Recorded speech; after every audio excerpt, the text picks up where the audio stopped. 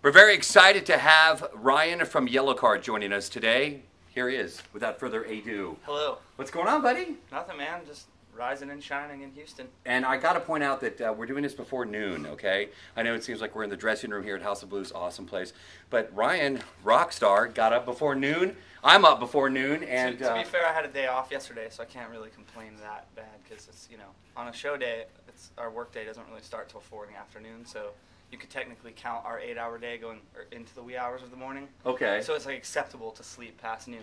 Okay. But today is probably not because I had a night off last night, so I'm That's good. sweet. We're good. That's awesome. Well, I'm glad you're here. Got to jump right into the obvious question the fans want to know. You guys took some time off as a band, and what is that like mentally? What goes through your mind? You're off for like 2 years, weren't you? Yeah. Well, it was a really good time for me. I mean, I hope for everyone. I think it was. We just kind of had some time to be with our families and be off the road and be out of kind of the crazy schedule that is being in a band, full time. So we had just reached a point where we really felt like we needed to take a break. Didn't really feel like we would make a very good record if we just jumped right back in the studio at the time that we decided to split up for a while. So yeah, for me, I moved from Los Angeles back east to Athens, Georgia, and lived with my family and got season tickets to the Dogs games. And just kind of did that for a couple of years. I was still writing a lot of songs. Me and my buddy Sean O'Donnell, who actually plays bass in Yellowcard now, we've been friends for 10, 11 years, and so he had left his band that he was in too, and we thought it'd be fun to write together. So we were both kind of commuting from San Diego to Athens back and forth, just writing for both years really.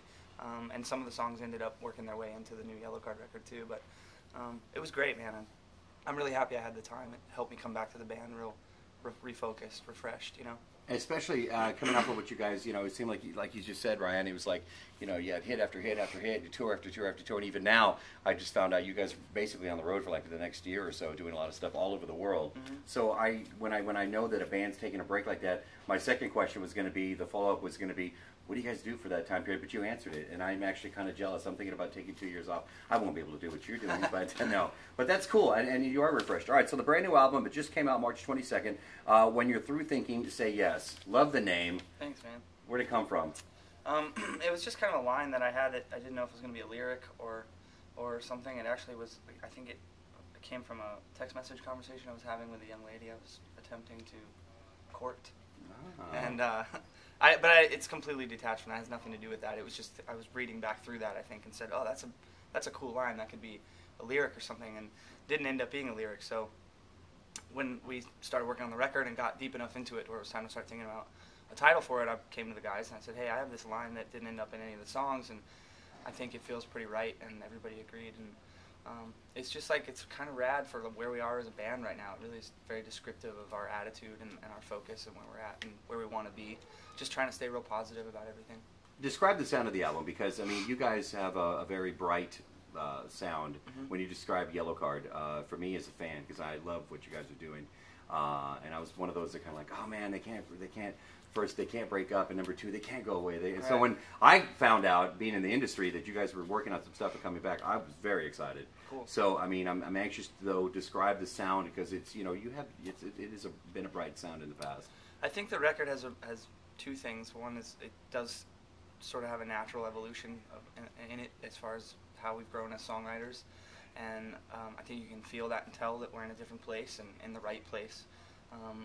But I also think we really were able to discover this sort of, really discover the original sound of the band on this record, and that was something that we wanted to do, but we didn't want to force doing it, and we were able to do it, I think, because we spent the majority of last year writing the record together as a full band, as a unit, and our first couple records were written that way. When we're 20 years old, everybody's kind of living in the same apartment, and we have a practice room, and we go there every day, and that we're all playing together. That's how the songs come to life, and then the band kind of explodes all over the scene, and you all kind of go off and do your own thing, and then it becomes like a 6-8 week process before rehearsals and then recording, and you just write what you write there.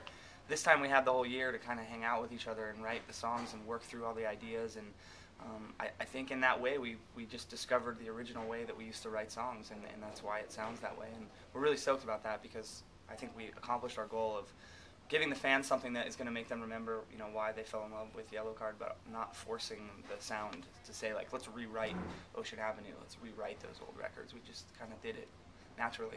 A couple of cuts on the album for You and Your Denial and Hang You Up. You just actually the video I've seen for You and Your Denial. So good job. Thanks. So actually we watched it this morning again. So what you know, kind of the concept. The video for Hang You Up came out yesterday. Okay. And or day before yesterday maybe, and 24 hours it was #1 on MTV.com, which is. You want me to shut that door? That's a little obnoxious. We've got all kinds of stage things going on. This is like behind the scenes. We are really backstage at the House of Blues. Okay, go ahead, my man. So it hit #1 on MTV.com. Awesome. Most viewed video in like 24 hours, which is, and stayed there for almost 2 days, which is crazy for us right now.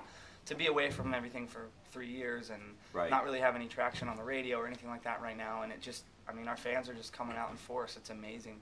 But the first video we shot was for You and Your Denial, and it was never supposed to really be like a video that was played on MTV or played. It was supposed to just kind of be a YouTube thing, get the fans excited about the record coming. We shot the whole video from behind our heads, so you couldn't even really see our faces. Right. That was kind of the point of it, was to be a teaser like that, and then it ended up getting added to MTV and going all over. And so a lot of fans were kind of like, I don't get it, like I can't see your face. And so we kind of had to explain, well, it was never supposed to really be this big of a deal.